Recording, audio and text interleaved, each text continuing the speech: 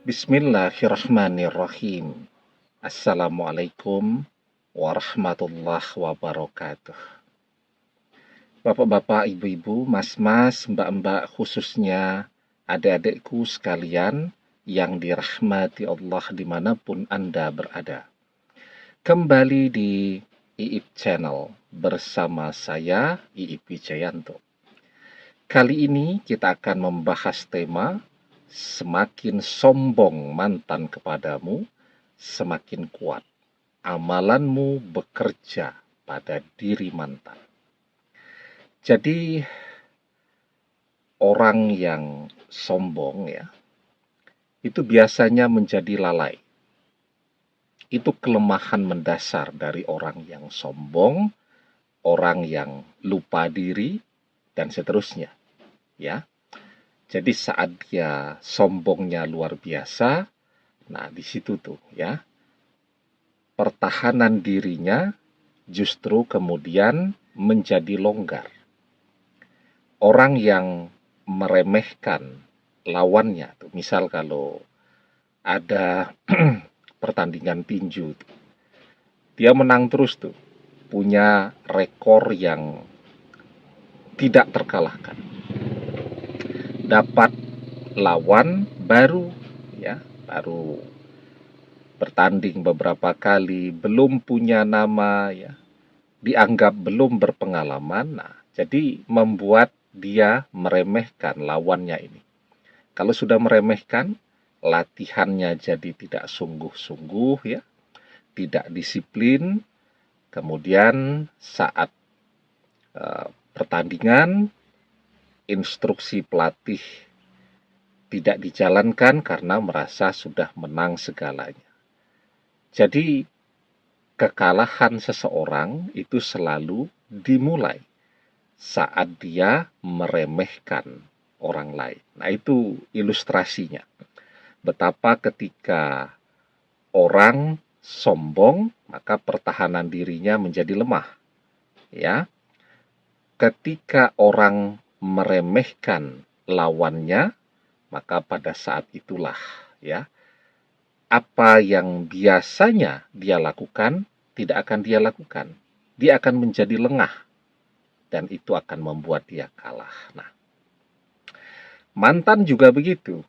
Saat mantan sombongnya luar biasa, mantan sombong dengan kita, tidak mau ketemu, mengabaikan kita, dan bahkan kemudian dengan jumawa dengan begitu sombongnya mengatakan di mana-mana dia tidak akan pernah kembali kepada kita lagi. Dan kita bukan siapa-siapa bagi dia. Padahal kita melihat ada begitu banyak orang yang sombong begitu yang mengatakan di mana-mana tidak akan kembali, tidak taunya malah merangkak minta balik duluan. Nah, kenapa bisa demikian? Yaitu tadi, karena saat dia sombong, pertahanan dirinya menjadi lemah. Dan ketika itulah orang yang dia remehkan ini, kalau dia mengerjakan sebuah amalan atau amaliyah, amalannya itu akan lebih kuat pengaruhnya, akan lebih kuat bekerjanya pada diri orang yang meremehkan itu tadi. Jadi orang yang meremehkan itu seperti orang yang melemparkan bola basket ke tembok itu dengan kekuatan yang maksimal atau dengan kuat sekali. Berbaliknya juga akan kuat sekali. Beda kalau orang melemparkan itu dengan hati-hati, dengan pelan, maka berbaliknya juga akan pelan. Jadi menaklukkan mantan yang tidak sombong yang rendah hati bukan rendah diri, yang rendah hati, yang tidak banyak bicara, itu menaklukkannya akan lebih sulit daripada menaklukkan mantan yang sombong, yang banyak bicara, yang banyak ngomong, dan selalu berkoar-koar di mana-mana, dia tidak akan kembali. Nah, tapi sebelum kita bahas lagi lebih jauh, jangan lupa yang belum subscribe untuk memencet tombol subscribe dan menyalakan lonceng notifikasi agar Anda selalu mendapatkan pemberitahuan video-video terbaru dari channel kesayangan kita ini. Dengan subscribe, doa-doa kita selalu terhubung sehingga kita selalu bisa berdoa bersama-sama ya. Dan jangan lupa subscribe itu gratis ya. Nah, jadi ketika mantan sombong dan meremehkan kita, maka dia tidak akan melihat ke arah kita. Kita tidak masuk lagi ke dalam perhitungannya. Tidak ada hal yang perlu dia antisipasi dari kita. Ya. Maka pada saat kita mengerjakan sebuah amalan ya, amalan apapun yang kita kerjakan untuk menundukkan hati mantan kembali, amalan itu akan berjalan seperti halnya kendaraan melewati jalan tol. Lancar ya. Tidak ada hambatan, tidak ada halangan di situ. Beda kalau mantan kemudian memperhitungkan kita, tidak meremehkan kita, maka dia akan membuat pagaran dirinya.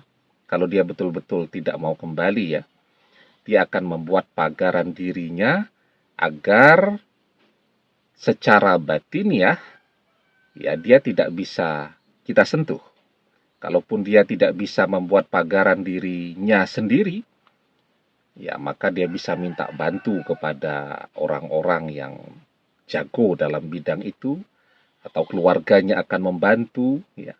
Tetapi ketika dia meremehkan kita, maka dia merasa tidak perlu untuk memagari dirinya.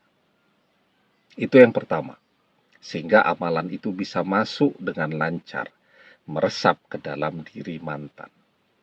Yang kedua ya, ketika mantan sombongnya luar biasa, itu kesombongannya itu akan membuat apapun yang dia ucapkan berbalik kepada dirinya sendiri.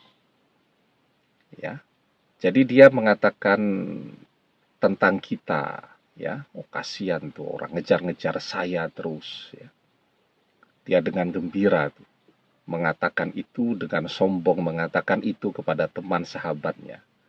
Ya, mungkin teman sahabatnya juga mensupport dia ya untuk terus bersikap demikian.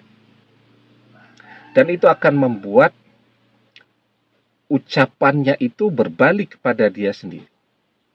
Jadi kalau dia mengatakan kasihan ya, kalau kita terobsesi dengan dia, ngejar-ngejar dia terus sementara dia sudah tidak mau dengan kita, itu akan membuat ucapannya berbalik. Dia yang akan ngejar-ngejar kita, ya seperti yang dia ucapkan itu, cuman posisinya terbalik sekarang. Kalau kemarin kita yang ngejar-ngejar, sekarang dia yang ngejar-ngejar kita. Ya.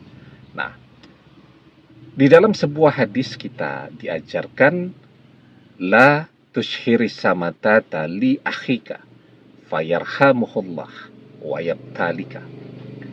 Janganlah kalian menampakkan kegembiraan atas kesusahan saudaramu.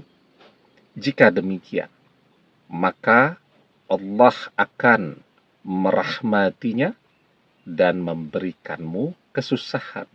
Nah, jadi itu sebab kenapa ketika mantan sombongnya luar biasa, posisinya akan berbalik. Ya, dia yang akan minta-minta untuk kembali kepada kita. Nah, itu dua sebabnya. Jadi posisinya akan terbalik secara otomatis, sementara amalan kita ini akan meluncur, meresap ke dalam dirinya tanpa halangan. Dia sibuk tuh berkoar-koar, jumawa di mana-mana, ya bilang tidak akan pernah kembali kepada kita dan melupakan ya untuk memagari dirinya sendiri. Nah, sehingga umumnya kita lihat orang yang sombongnya luar biasa itu justru akan berbalik kan, merangkak meminta untuk bisa kembali bersama lagi dengan orang yang selama ini dia katakan tidak akan pernah kembali bersamanya lagi ya. Nah, jadi yang paling penting sekarang ya, kalau mantan sombong ya kerjakan amalan. Ya, kita kirimkan amalan dengan sepenuh hati. Amalan yang mana saja. Di grup kita ini juga ada begitu banyak amalan ya. Nanti dibuka di playlist, pilih grup yang judulnya amalan. Dipilih amalan yang cocok untuk kita, yang jodoh dengan kita. Kalau kita melihat itu, kita yakin ini amalan akan mustajab begitu. Nah, kita kerjakan. Ya, dan kunci keberhasilan amalan itu bukan dikerjakan seminggu, 2 minggu. Tetapi rutin, terus-menerus ya. Karena itu memilih amalan juga jangan yang terlalu berat. Kalau terlalu berat kita cepat capeknya. Pilih yang sedang-sedang ya, yang mengerjakannya tidak butuh banyak waktu. Dan harus tekun mengerjakannya. Ahabbul a'mali ilallahi ta'ala adwamuha wa in qalla. Amalan yang paling Allah cintai adalah amalan yang dikerjakan secara rutin, terus-menerus, istiqomah, walaupun itu sedikit. Demikian, semoga bermanfaat. Wallahu a'lam bissawab, billahi taufik wal hidayah. Assalamualaikum warahmatullahi wabarakatuh.